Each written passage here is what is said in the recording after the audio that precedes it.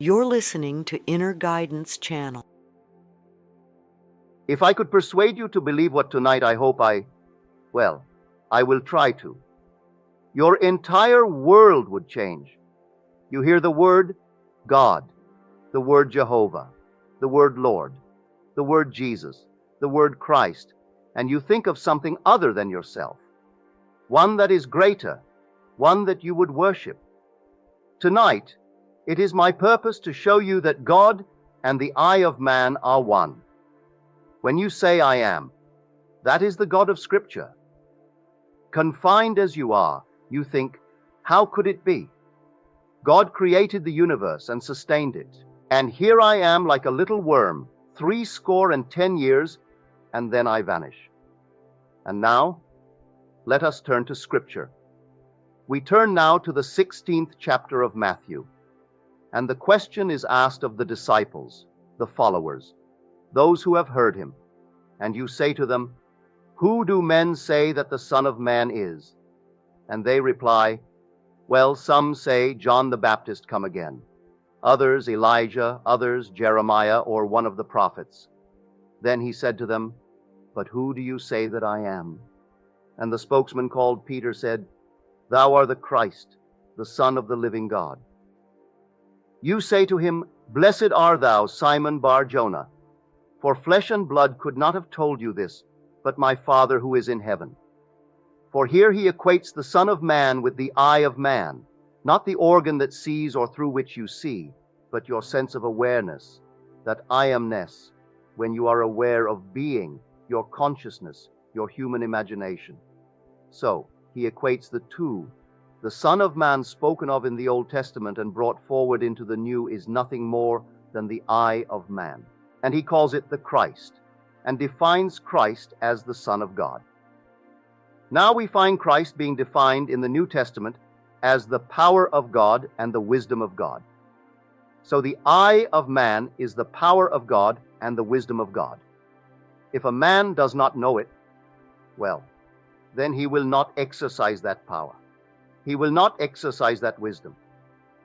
So tonight, I am trying to persuade you that when you say I, before you say anything, that is the power and the wisdom of God. You can't separate the power of God and the wisdom of God from God. So, you will say at the end, I and my Father are one, or he is called the Son of God. Now we are called upon to test this. If it be true, can we test it? I hope you'll put it to the test when I tell you that your own wonderful I amness is God. Though prior to that, you believe that you're a little something, moving across the earth for a few years, 70 years, and then you will vanish in the hope of some restoration, but a hope, no assurance. Well, now, I'm going to tell you that you really are God. Your own wonderful consciousness, your human imagination, that is the God of Scripture, and there is no other God. Imprisoned as you are in these bodies of flesh, you did it for a purpose. Now let us see what it tells us about this Son of Man, that is now equated with the eye of man. No one has ever ascended into heaven, but he who descended from heaven, the Son of Man. You'll read that in the 3rd chapter, the 13th verse of John. So here we find you are a pre-existent being. No one can ascend into heaven, but he who descended from heaven, the Son of Man. Your ascension in the next verse, the 14th verse, is showing you how you ascend. As Moses lifted up the serpent in the wilderness, so must the Son of Man be lifted up. That's all imagery, and yet it is true. You descended into generation in a world of death where everything begins. It waxes, it waves, and then it disappears. But there's something in you, sown in this garment, that does not die. That is pre-existent, and its home is heaven, which is harmony. You gave it up completely. You aren't pretending that you're a man. You descended into man. You became man with all the weaknesses, all the limitations, all the restrictions of man, to experience this world of death and decay. There will come a moment in time that you will ascend from this restriction. taking with you the experience that is yours because of this restriction. And you will ascend in the same manner that Moses lifted up the serpent in the wilderness. That was an adumbration. That was a foreshadowing. You will rise from the base of your spine, up your spine into your own skull, for heaven is within you. And you rise like a fiery serpent without any loss of identity, the form you wear. I hesitate to describe it. I will tell you that your face is human, your hands are human, and your voice is human. But do not ask me to describe the body that you wear. It's infinite power, infinite wisdom, and yet it is a form. You are that fiery being that descended. Not because of anything that was wrong when you descended. The fall is not because of any mistake on our part. It's a predetermined plan to come down into the world of death and decay and overcome it. If coming down wearing these garments we knew who we were, pretending that we were men, we could not accomplish it any more than an actor on the stage, pretending that he is Hamlet, can actually play that part. He has to actually assume it, but even then it is still, with a little something in his mind, he knows he is the great actor who tonight will go home, to his lovely home, and he'll take off the garment and hang it up once more, and tomorrow he'll replay the play. You don't do that in this play of God. You don't take off the garment, you wear it for your 70, and if by strength you're 80, or maybe even longer or shorter. But the eye of man is the God of Scripture. Put it to the test.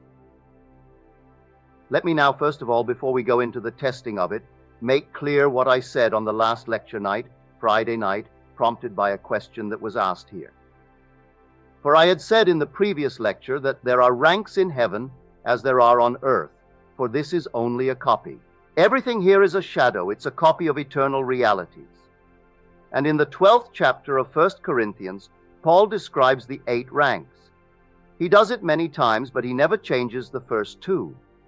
The first is always the apostle, the second the prophet, the third the teachers, and then he goes on, miracle workers, healers, helpers, administrators, and the speakers in tongues. But he never changes the first and second, the apostle and the prophet. You might think because I told you I am sent, and the word sent means an apostle, that I am appropriating unto myself a certain first rank. But now, to put your heart at peace, I'm going to quote the 11th chapter of Romans. As a whole, for there are always remnant of whole, and the remnant simply means the elect of God. You're not elected because you are born by accident into some ethnic group. It hasn't a thing to do with that. A descendant of Abraham after the flesh is not necessarily the elect of God. You are chosen from any race, any nation, any religion. Well, how the choice is made, no one knows. It remains the Father's secret. But Paul qualifies it in this manner. There is a remnant to this day called by grace. And if by grace, then it is not on the basis of work. Otherwise, grace would no longer be grace. Therefore, no one who is called and sent can brag. If he brags, he is not the sent, because it's all by grace. He didn't earn it. It is not by merit. It is simply a secret known only to the Father. So, when we are called, incorporated into the body of infinite love, who is God, and then sent, let no one who is sent raise a finger to brag, to boast, for it is all by grace. Read it in the 11th chapter, the 5th and 6th verses of Paul's letter to the Romans. So now I have stated that. So do not think for one moment, when I tell you I have been called, and think that in any way I am trying to act superior, for there is no intrinsic superiority to those who are called. Now, he uses it in an analogy, which I do not think is adequate, but you can read it in the book itself. He uses the analogy of the human form, not our head, eyes, nose, teeth, and so on. But that is a weak analogy. Nevertheless, he uses that to show you the different parts in one body. But now to come back to make this a very practical night. Believe me, that when you say I, before you say I am John, I am Bill, I am this, I am that, I am the other, You are declaring yourself to be, and that sense of being is God. That's God. Now, what are you going to put on it? All things are possible to God. All things. You could say now, as you're seated here, after first affirming that I am. You can then assume that I am, and your name is exactly what you want to be. If you believe what I tell you about your own I amness, and remain faithful to what you have assumed, that assumption will harden into fact. When you pray in the true sense of the word, you do not pray to any external God. That was my command when I was sent. Down with the blue bloods hasn't a thing to do with the social structure of the world. It has only to do with church protocol. All external worship, all ceremonies, everything that leads the individual outside of himself. To put a little cross on the wall and then bow before it and see it as something external is not what Scripture teaches. Buried in the Old Testament, there is a pattern. So, he said, taking the 12, we're going up to Jerusalem, and everything written about the Son of Man, which is the eye of man, will be accomplished. But they did not understand what he said. It was beyond their ability to grasp. He's going up, and only the one who has experienced Scripture, which means he has actually resurrected the pattern, playing the part that is the central part of Scripture. He resurrects the pattern all within himself. He plays all the parts. He is the one who is born from above. He is the one who comes out of the grave unassisted. He is the one who 3 witnesses bear witness to his birth from above. He is the one they cannot see, because he's now spirit, yet more real than all the flesh in the world. He is the one who actually sees his son, David, and David calls him father, and he knows he's David's father. And David knows that he is his son. He's the one whose temple, the body, is stripped in 2 from top to bottom. It is he now who ascends like a fiery serpent from the base of the spine up into the skull. He is the one on whom the dove descends and lights upon his hand like Noah in the ark. And as Noah brought the dove into him, you bring the dove to you, for man is the ark of God. And as the ark contains all things within itself, man contains within himself all things. Everything he creates from within himself. In this pattern, the individual awakens within himself. And who does it? The eye of man. And that is God. Now tonight you can test it as you are called upon to test it. Test yourselves and see, do you not realize that Jesus Christ is in you? Unless, of course, you fail to meet the test. Examine yourself to see whether you are holding to the faith. What faith? To have someone tell me that I am a Christian, or I'm a Jew, or I'm a Mohammedan, and holding to that faith that they talk about. No. The faith that I'm talking about tonight, that your own wonderful I amness is God. Test it to see if you're holding to that faith. If you are holding to that faith and all things are possible to God, you should be able to prove it in the testing. She's not here tonight. She promised she will write me a letter, having told me the story on Friday, but I know she finds it difficult to express herself in writing. She can paint and paint and paint, and do all kinds of lovely things in painting and drawing. But when I said to her, please write it that I may tell it to my audience before I close, that I have no future plans after I close on the 29th. So, I would like to share your experience to encourage everyone in this world to do what you did. Well, the letter didn't come. I can see her struggling over one page and rubbing out a line because she didn't spell the word correctly and going over the next one. But she can take a piece of canvas, a piece of paper, and do miracles with it. But because she's restricted in writing a letter, she didn't send the letter. But the essence is this. She is now a divorced girl with a little boy, a handsome little fellow. Well, when you're living alone and you need money and you have a child to support and you have a home, all the things and the money isn't coming in, then you're up against it. She said, I blew my top, as you are told in the Psalms to do. Then I applied this principle and I assumed that I had exactly what I needed, plus and plus. Then I got a call from First National City Bank of New York City. Now that is the second largest bank in our country. Bank of America comes first, they're second, and Chase Manhattan is third. Giving me an order, she has no agent. This is an unsolicited statement. An order for $5,000, which she can execute and deliver within a month. Well, the First National City Bank of New York is not going to be hard-pressed to pay her immediately $5,000. If she called them and told them to pay in advance, they would willingly pay in advance. And she said, I can execute that order in 1 month, but I want the detail. I had hoped she would send me, as she promised, last Friday. But knowing her restriction concerning the use of words, you can use the brush and use the pen and use the pencil, but she's limited in the use of words. Eventually she will send it, but I'd hoped to have it by tonight, so I could give you exactly what she did. But this is what I do. Having convinced myself through experience, I have come to the conclusion that because I am aware that I am, that is God. For if by him all things are made, and without him is not anything made that is made, and I start from scratch only imagining a state, and then I boldly assume that it is real, that I actually experience that state now.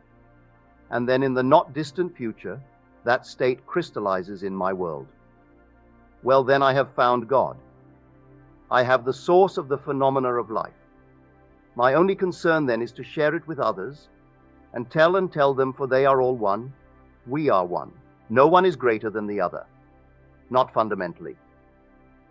In his claims of what he is in the world of Caesar, he has more money, or he has so and so and so and so, but basically, the same creative power in the man tonight behind bars serving life is the same creative power of the one who sentenced him to life, is the same being. There is only one God. Hear, O Israel, the Lord, our God. The Lord is one.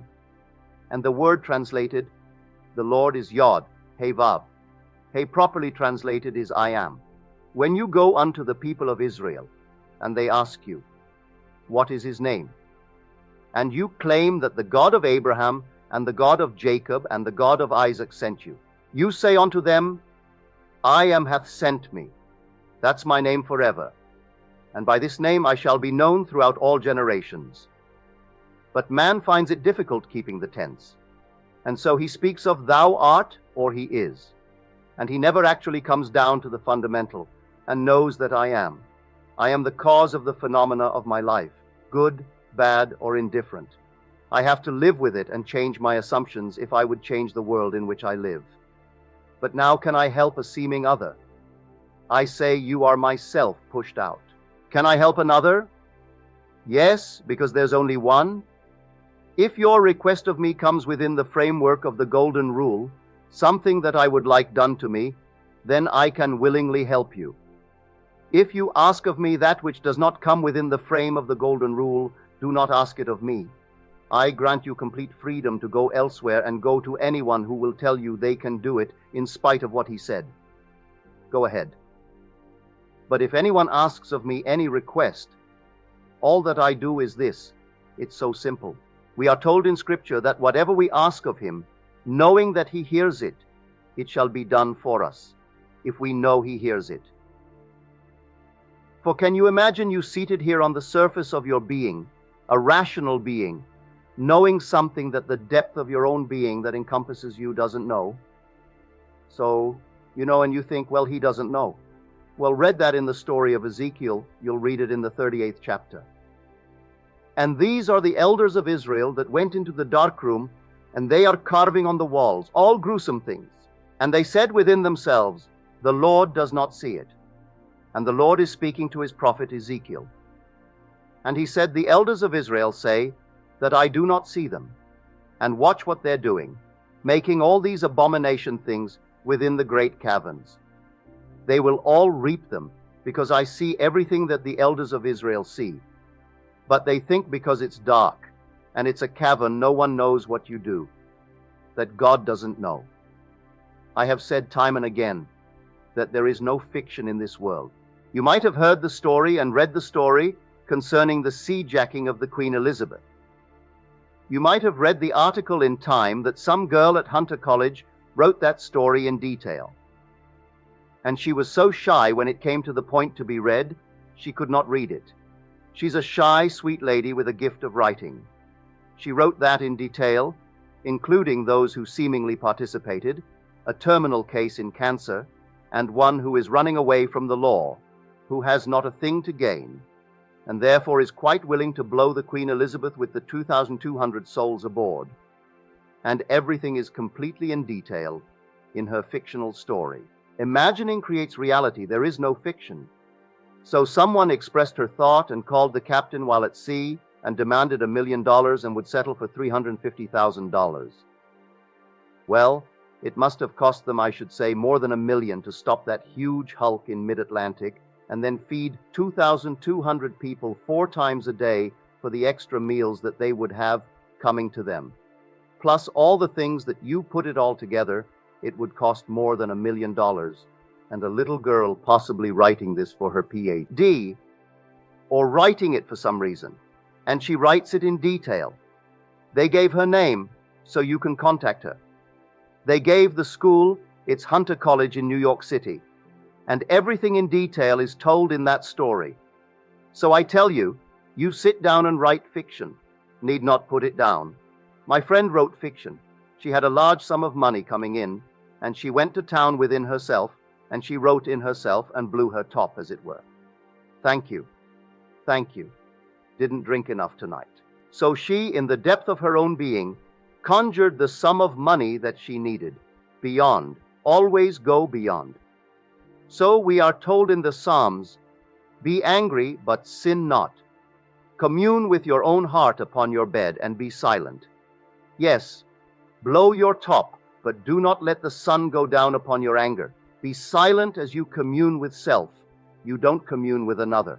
For the self of man is God. So be angry, but sin not. Commune with your own heart upon your bed. Start communing with another, and then you actually know exactly what you want. And in that state, fall asleep. And in a way that no one knows, and you in your surface mind you do not know, it will all come to pass. Everything in the world is created this way, but man does not know it. Who knows tonight who is treading the winepress that is going to cause a change of mind in tomorrow's world? But when they do it, they are intent in the doing. If you are lukewarm, you are told in the scripture, I'll spew you out. Would that you are either hot or cold, but because that you are lukewarm, I will spew you out. You can't do anything if you are lukewarm. You must be intense about it.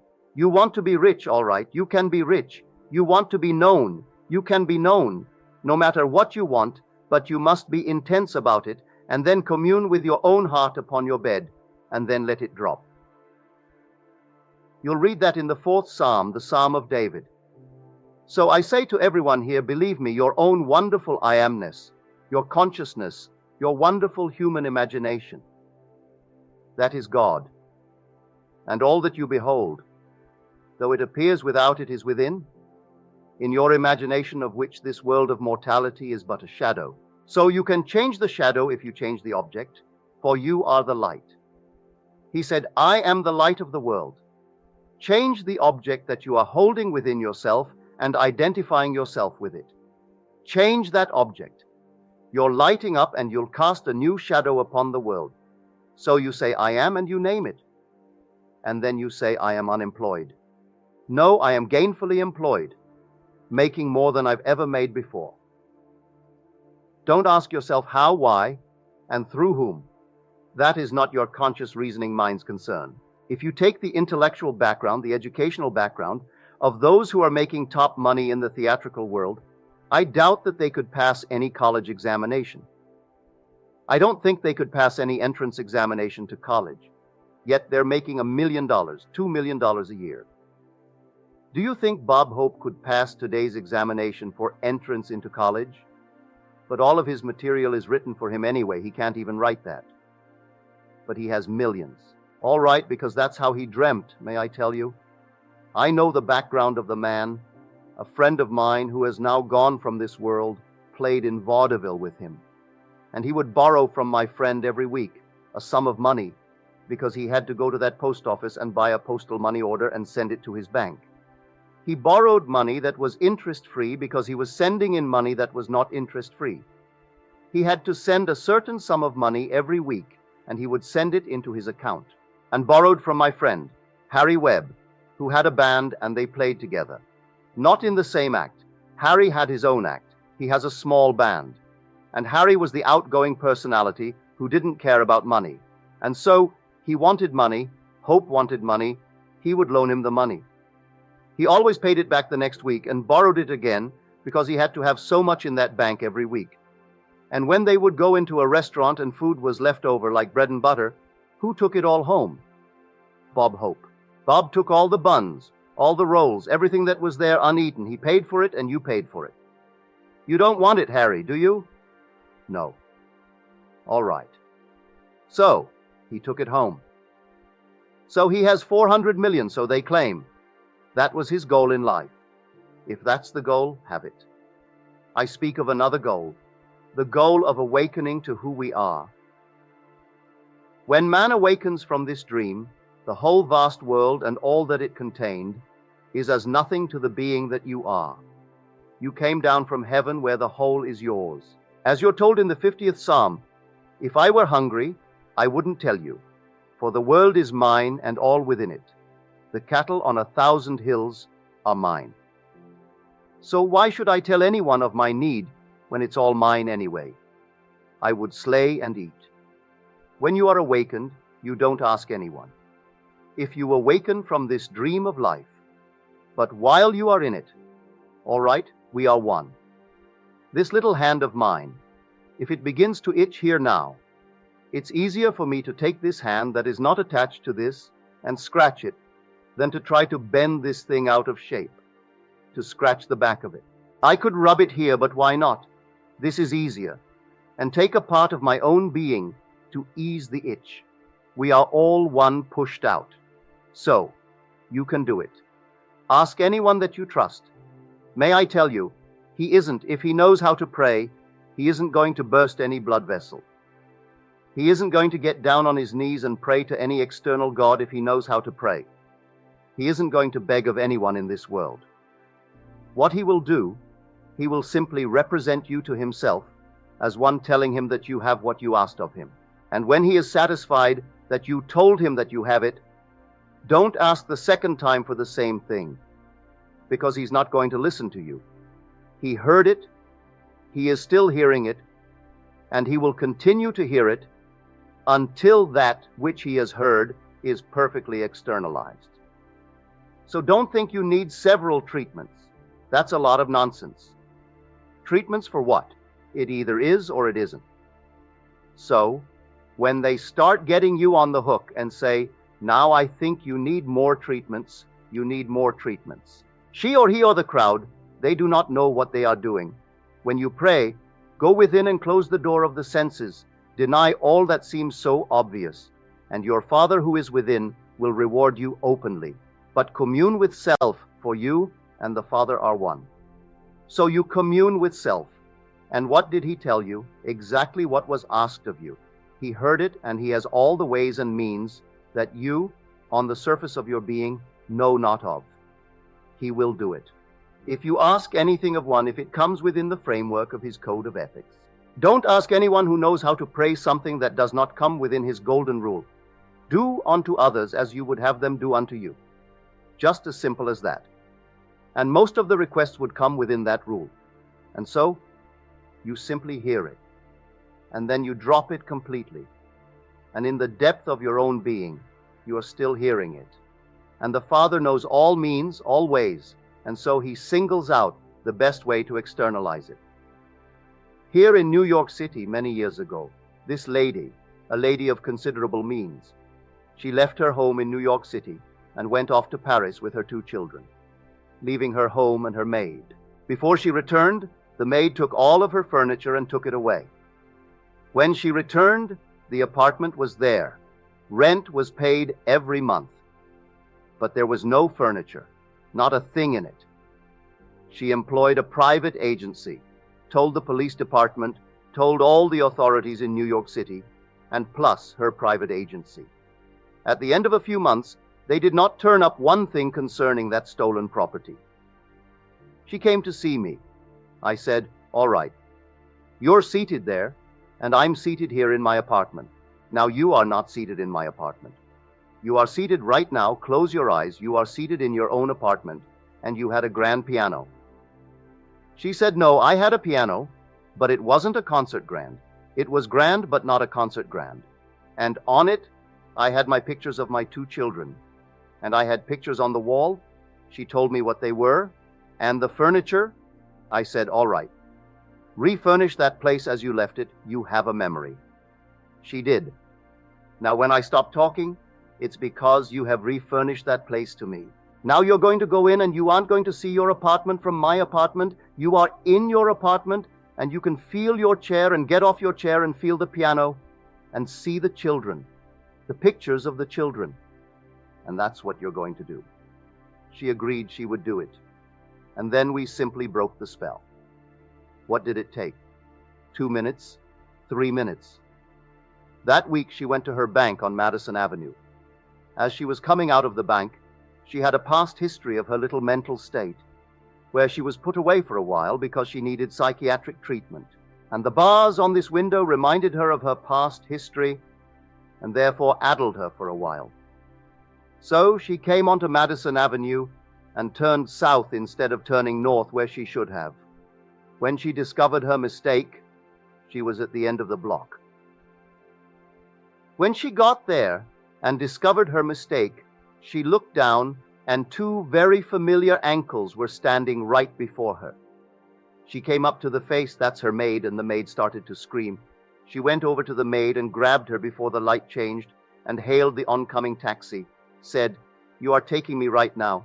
And the maid, who could have killed her, she was so big and strong, was so reduced to impotency because of the discovery. And the maid took her to the place where she had stored that furniture. She said, "I'm not bringing an action against you. I want my furniture." And she got it back into her own apartment within the week. A seeming mistake was the way the Father led her. All I ask is to go to the end. If I go to the end and give thanks to the end, and for the end, it's done. Now let the one in the depth of my own being devise the best means to take me to that end. The end is where I start. The end is my beginning. And that is a story that I know from personal experience. So do not attempt to devise the means, and tell the one that you ask to pray for you how it should be done. He will lose all interest and turn his back and say, "Go elsewhere." You don't go into a doctor's office and tell him what he should do. If you go to him because you trust him, well then, you're either going to trust him and continue, or you're going to leave him. Well, if you go to someone that you really believe who knows how to pray, don't tell them how to do it and what means should be employed in order to do it. He is going to go to the end if he knows how to pray. The end is where we begin. In my end is my beginning, and we're always ahead of our evidence. So I go to the end, I see the whole thing done, and then drop it and let it happen in my world. So, to come back, the I within you now, when you say I, no matter how little you have thought yourself so far, may I tell you, you are the infinite God. And when the story of Jesus Christ repeats itself within you, you will know it's all I. No one called Jesus is going to appear. He's not going to push any stone away from you when you come out of that tomb. And then you'll know the words of John. In that day you will know that I am in my Father, and you in me, and I in you.